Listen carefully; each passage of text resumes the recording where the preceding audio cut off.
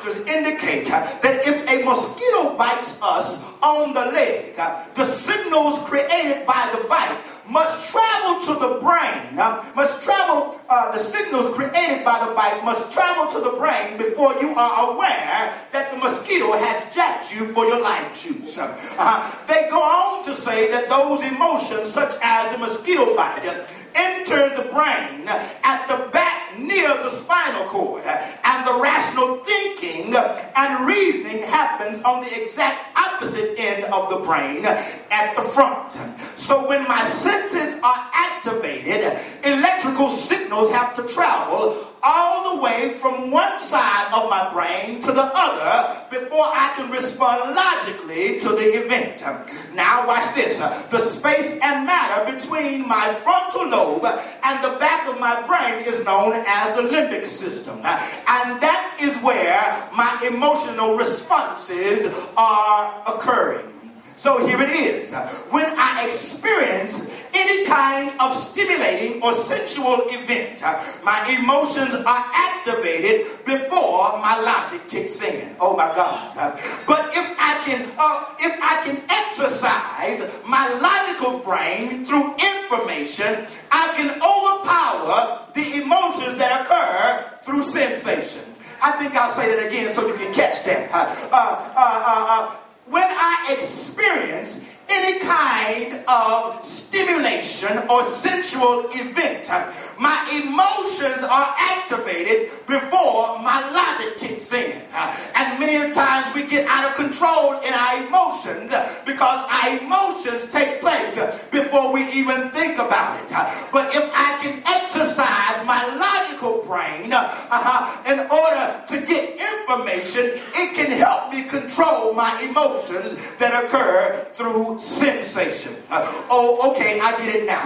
I understand now why the first psalm that we see recorded in the canonized scripture says, "Blessed is the man that walketh not in the counsel of the ungodly, nor sit in the seat of the scornful, walking not in the counsel of the ungodly, nor stand in the way of sinners, nor sit in the seat of the scornful, but his delight is in the law of the Lord, and in his law doth he meditate day and night, and he shall be like a river planted."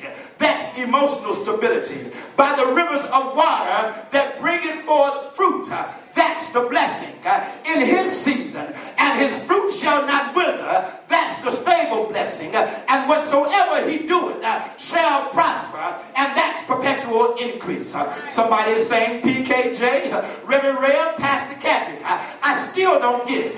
Well, let me see if I can help you. What Psalms 1 is really saying is to stop dumbing down to be accepted by dummies. Because you dumb folk get stuck with dumb stuff. And I don't know about you today, but I'm tired of dumb stuff. And if you're tired of dumb stuff, I wish you would look around to at least 2 or 3 people and say, "Later for the dumb stuff." Now I wish you look around and look at one more person and say, "Now I'm about to get on some other stuff." And the church said, in the DVD series, "What the Bleep Do We Know?" That's the actual title. Neuroscience further teaches us that our 5 senses are engaged. Once the electrical responses get to the front of the brain, the sensual experience is stored there as an embedded memory using a chemical known as epinephrine. Now, there is a small part of the brain known as the hypothalamus. Say hypothalamus. With this small part known as the hypothalamus, that once the brain receives the signal of the sensation, this particular component releases chemicals known as peptides through the bloodstream to particular areas of the body in order to make the body behave in a particular fashion. As these peptides are traveling through the bloodstream, every cell in its path is being encoded or fed by peptides.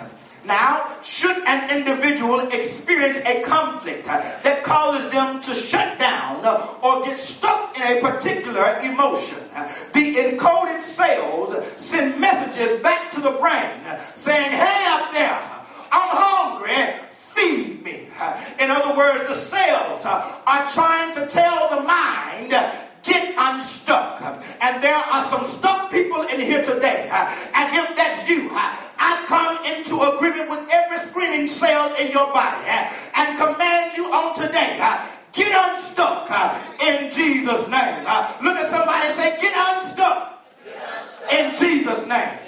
And the church said, now if the brain stem and the limbic system where the emotion is created do not respond, the cells in the body form somewhat of a coup on the brain and break into the archive safe, if you will, of the brain's frontal lobe in order to find the memories that gave them the most satisfaction previously. Okay, you got that? The cells, they form a coup on the logical mind, and they break into the frontal lobe in order to find things that once stimulated them and gave them the most satisfaction. Once these memories are unlocked, the body overthrows the logic of the brain and responds compulsively in order for the cells to get their fix. Let's see if I can make this a little simpler or plainer to you. Okay, come here, Aura. What did you say? My mind's telling me no, but my body's telling me yes. You remember that? My mind is saying, you don't want that, but my body is saying, screw you, dude. The body then manipulates the emotions, shifts them into overdrive, and does that which defies human logic. Logic is telling my body, don't eat that again because it will send your blood sugar through the roof. But the body is saying, I've got to have it. Logic is saying, don't watch that because you will end up getting stuck in a fantasy mode. But your body says, I've got to see it. Logic says, don't say anything, just keep on walking. Because you can tell by the way that they said hello. The very first time that I saw your brown eyes, your lips said hello, and I said hi. You can tell by the way that they said hello that they want to give you a warm welcome. Now carry your behind home. But your body is saying, I need a daddy. I need a daddy. You know what I'm talking about. Logic says, keep your mouth shut before you say something you will regret. But your body is saying, I got to get some stuff off of my chest. Logic is saying, don't drink that because you remember what happened the last time. But your body is saying, blame it on the goose, blame it on the Tron. I'm sorry, mine, but I got to get me some. But after your body does that your mind is telling you not to do, you're now stuck with a quandary of emotions that causes you to forfeit your blessing and go into a state of depression and regret. Such was the case with David, the subject matter of our text today. In 1 Chronicles chapter 13, 2 Samuel chapter 6 is also found in 1 Chronicles chapter 13. We find David is in the process of gathering his kingdom after the death of Saul and Jonathan.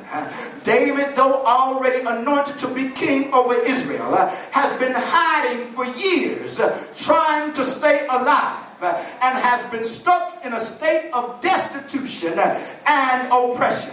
However, David persevered until he came into his place of full influence. But he couldn't get it until Saul and Jonathan died. Let me see if I can help somebody here today. I want to tell somebody in here who has received a prophecy, a rhema, or a promise from God about what and who he has called you to be. Don't let your current state dictate to you the validity of who God has declared you to be, because your season is on the way. In fact, it's already here. You just have to wait on God to move some folk out of the way before he can release you into the fullness of your destiny. Because in the perspective of purpose, there is no competition. Say, what are you talking about? So he's just waiting on the competition to die so that you can be the head and not the tail. Above only and not